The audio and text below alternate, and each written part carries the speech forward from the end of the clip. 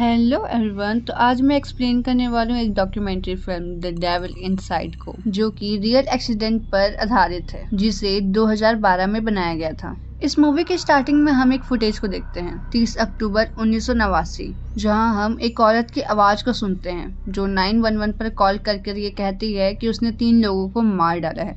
इससे पहले पुलिस और भी कुछ पूछ पाती, वो कॉल कट हो जाता है और कुछ ही देर के बाद पुलिस वाले वहां पर पहुंच जाते हैं, जहां घर की हालत बहुत ही खराब होती है। वहां सारा सामान बिखरा हुआ था। पुलिस वालों को वहां पर 3 लाश मिलती है। वो लाश एक नन और 2 फादर की थी और उनके हाथों में धार्मिक वस्तुएं भी थी। थोड़ी देर में वो औरत भी उन्हें मिल जाती है जिसने उन्हें फोन किया था। वो उसे अरेस्ट कर लेते हैं। अब ये न्यूज टीवी पर आने लगती है, जिसमें रिपोर्टर बताते हैं कि उस लेडी को पुलिस ने अरेस्ट कर लिया था। उसका नाम है मारिया रोसरी और उसी ने इन तीनों को मारा है, जिस पर अभी केस चल रहा है। और उसके बाद मारिया रोसरी को मेंटल हॉस्पिटल भेज दिया जाता है, ये कहकर कि उसकी दिमागी हालत ठीक नहीं है। अब इस घटना को कुछ साल बीत जाते हैं, जहां हम इजाबेला को देखते हैं, जो कि मारिया रोसरी की बेटी है। जहां वो बताती है कि उसकी मॉम बहुत ही रहम दिल वाली थी, पर जब वो 6 साल की थी तब इजाबेला को थोड़ा अजीब महसूस होने लगता था, क्योंकि उनकी मॉम का मूड अचानक से चेंज होने लगता था और वो इसी बात का पता लगाना चाहती है कि उस समय उनके साथ क्या हुआ था।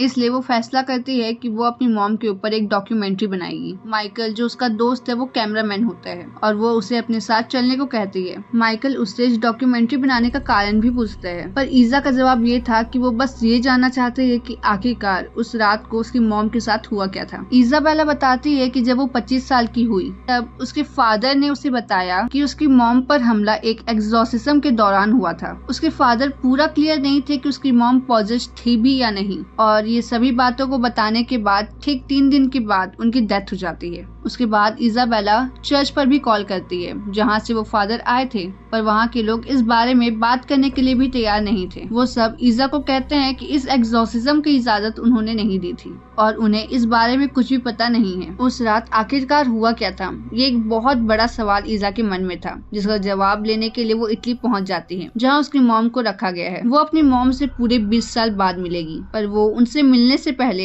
एक्सॉर्सिज्म स्कूल जाती है, जहाँ से उसे बहुत सारी बातों का पता चलता है, जहाँ वो बहुत सारे फादर से भी मिलती है, जिससे उसकी बहुत अच्छी पहचान हो जाती है। उनमें से फादर बेन और फादर डेविड की बहुत अच्छी दोस्ती भी हो जाती है। उसके बाद अगले दिन वो अपनी मॉम से मिलने जाती है, जहाँ डॉक्टर उसे अपनी मॉम से मिलने की इजाजत दे देते हैं, पर वो डॉक्टर एक बात पहले ही उसे बता देते हैं कि उसकी मॉम धर्म के सख्त खिलाफ है। आप उनके सामने धर्म से संबंधित कुछ भी बात मत कीजिएगा। इससे मारिया को गुस्सा आ जाता है और वो अपना आपा खो देती है। जहाँ वो इजाबेला को कुछ सीसीटीवी फुटेज भी दिखाते हैं, जिसमें मारिया रोसरी की हालत बहुत ही खराब थी। ईजा अब अपनी माँ से मिलती है। वो उनसे बात करने की कोशिश करती है, पर मारिया उसे नहीं देखती है और उसे अनदेखा कर देती है और ऊपर देखकर कुछ बड़बड़ाने लगती है। तभी मारिया अपने हाथों के निशानों को दिखाने लगती है और उसे जोड़ने को कहती है। उनके हाथों में क्रॉस बने हुए थे, पर वो क्रॉस उल्टे थे और ये उल्टा क्रॉस उसके लिप्स पर भी थे। और यहाँ मारिया ईजा को पहचानने से मना कर देती है, बल्कि मारिया को तो ये भी याद नहीं था कि उसकी एक बेटी भी है। तभी अचानक से मारिया ईजा को धीरे से कहती है कि तुम्हें अपने बच्चे को नहीं मारना चाहिए था। अब मारिया ईजा के पास आकर कहती है कि तुम्हें पता है ना, ये ईश्वर की मर्जी के खिलाफ है, और फौरन वायलेंट हो जाती है। मारिया की बॉडी बहुत ही बुरी तरीके से अकड़ने लगती है। तभी वहाँ पर डॉक्टर आ जाते हैं और ईजा वहाँ से निकल जाती है। उसके बाद ईजा फादर बेन और फादर डेविड को कॉल कर अपनी मॉम के बारे में बताती है और अगले दिन उनसे मिलने के लिए उनके घर जाती है और उनको अपनी मॉम की वीडियो दिखाती है। डेविड ईजा से पूछता है कि उसकी मॉम ने उससे कुछ कहा क्या। तभी ईजा बताती है कि उसने 4 साल पहले एक एबॉर्शन कराया था, और हैरानी की बात यह है कि उन्हें ये बात पता थी, पर ईजा कहते हैं कि उसने आज से पहले इस बारे में किसी को भी नहीं बताया है। तभी वो सब उस फुटेज को देखते हैं जिसमें उसके हाथ पर क्रॉस बने हुए थे, जहाँ बैन बताता है कि ये एक उल्टे क्रॉस है, जिनका शैतानी रस्मों में इस्तेमाल होता है। उसके बाद बैन और डेविड उसे एक रूम में ले जाते हैं, जहाँ जाने से हमें पता चलता है कि बैन और डेविड चर्च से छुपकर उन लोगों पर एक्सॉर्सिज्म करते हैं जिसे चर्च ने नकार दिया था। जहाँ बैन और डेविड कहता है कि तुम्हारी मॉम को बचाने के लिए एक्सॉर्सिज्म जानना जरूरी है, और अगर तुम ये सीखना चाहती हो, समझना चाहती हो, तो तुम्हें ये रियल में देखना होगा। अब वो ईजा को लेकर एक घर में जाते हैं, जहाँ एक लड़की किसी शैतानी शक्ति के वश में थी। उसकी बॉडी पूरी तरीके से अकड़ी हुई थी। वो उसे सबसे पहले एक इंजेक्शन देते हैं और फिर उसे बांध देते हैं। ताकि वो यहाँ से भाग न पाए। अब वो दोनों उसे एक मंत्र से कंट्रोल करने की कोशिश करते हैं। तभी वो लड़की ईजा को देखकर उसके नाम से उसे पुकारती है। ये सुनकर ईजा शॉक्ड हो जाती है क्योंकि ईजा इस लड़की से कभी भी नहीं मिली थी। अब वो लड़की बहुत ही ज्यादा वायलेंट हो जाती है और उन सब पर हमला करने लगती है। वो सब जैसे तैसे उसे पकड़कर फाइनली उसे ठीक कर देते हैं। अब उसके बाद वो सभी घर आ जाते हैं। वापस आने पर इजाबेला ये प्रोसेस एक बार अपनी मॉम पर भी ट्राई करने को बोलती है, पर डेविड और बेन थोड़ा सा सोचते हैं क्योंकि अगर चर्च को इस बारे में भनक भी लगी तो उनकी जॉब और इज्जत दोनों ही खत्म हो जाएगी। पर फाइनली बेन और डेविड मान जाते हैं। वो डॉक्टर से बात करके 2 घंटे का टाइम लेते हैं और वहाँ अपने सामान के साथ पहुँच जाते हैं। वो मारिया को भी बांध देते हैं और एक्सोर्सिज्म की प्रक्रिया शुरू कर देते हैं। पर मारिया की बॉडी पर कोई भी हलचल नहीं होती है, बल्कि वो आंख बंद कर लेती है जैसे मानो वो सो रही हो। तभी बेन और डेविड को लगता है कि उसके अंदर कुछ भी नहीं है,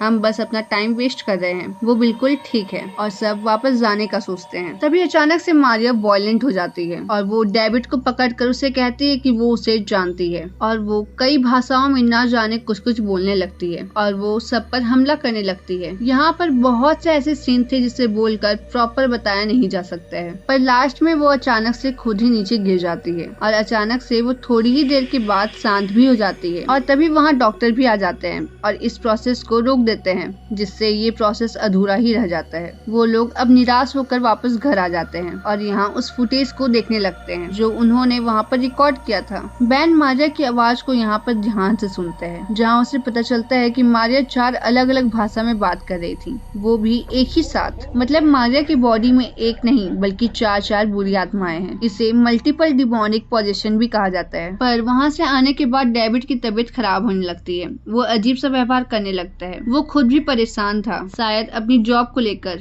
और शायद नहीं भी, क्या पता उसका कारण कुछ और ही हो, क्योंकि हमें पहले से ही पता है कि मारिया का एक्सोर्सिज्म अधूरा ही है। अब अगले दिन डेविड एक बच्चे को बैप्टाइज करने के लिए चर्च में जाता है। बैप्टाइज एक ऐसी प्रक्रिया है जिसमें बच्चे को हॉली वाटर में डुबाकर पवित्र किया जाता है। पर तभी इस प्रक्रिया को करते वक्त डेविड का खुद पर बिल्कुल भी कंट्रोल नहीं होता है और वो उस बच्चे को हॉली वाटर में डुबाकर मार डालने की कोशिश करता है, जिसे देखकर वहाँ के लोग बच्चे को बचाने के लिए वहाँ आ जाते हैं और पुलिस को भी कॉल कर देते हैं। डेविड वहाँ से भागकर घर आ जाता है। डेविड सीधा अपने रूम में जाता है, जिसके पीछे से माइकल भी आ जाता है, जो घर आकर डेविड पर बहुत ही गुस्सा होता है और बेन को सारी बातें बताता है। तभी अचानक से जोर से आवाज आता है और पूरे घर की लाइट चली जाती है। वो फौरन डेविड के रूम में जाते हैं और वहाँ का नजारा देखकर सब डर जाते हैं, क्योंकि डेविड के हाथों पर भी वही निशान होता है जो मारिया के हाथों में था और उसकी हालत भी मारिया की जैसे हो रही थी, जिसे देखकर वो नीचे आ जाते हैं। और तभी वहाँ पर पुलिस आ जाती है, जो बेन के मना करने के बावजूद भी डेविड के पास जाती है। वो जैसे ही डेविड के पास जाते हैं, डेविड उनका गन छीन लेता है और खुद पर पॉइंट कर देता है। यहाँ पर बेन उसे समझाने की कोशिश करता है। वो उसे कहता है कि तुम्हें इस शैतान से लड़ना होगा, तुम ये कर सकते हो। पर बेन अब हार मान चुका था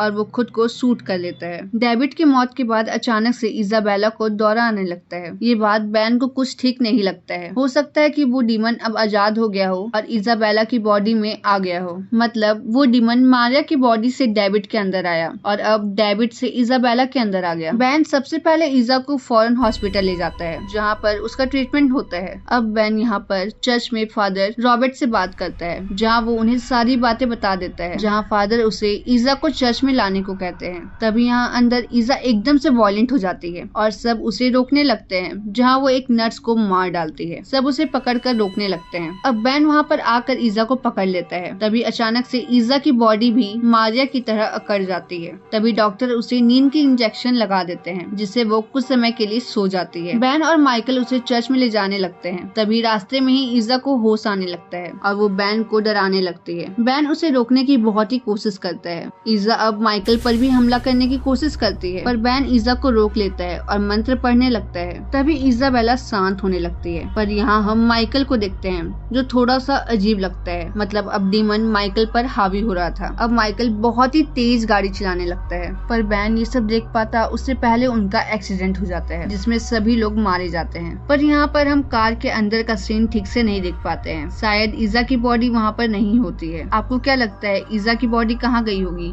वो जिंदा भी होगी या नहीं? नहीं, और अगर तीनों मर गए हैं तो यहाँ हमें पहले से पता है कि ये डीमन एक बॉडी से दूसरे बॉडी में ट्रांसफर होते हैं और वो डीमन अब आजाद है, मतलब वो अब किसी भी बॉडी को पोजेस्ट कर सकता है और ये कहानी यहीं पर खत्म हो जाती है। आई होप आपको ये वीडियो पसंद आई हो। अगर आपको ये वीडियो पसंद आई हो तो इस वीडियो को लाइक करें, चैनल को सब्सक्राइब करें और हमें सपोर्ट करें। Thanks for watching.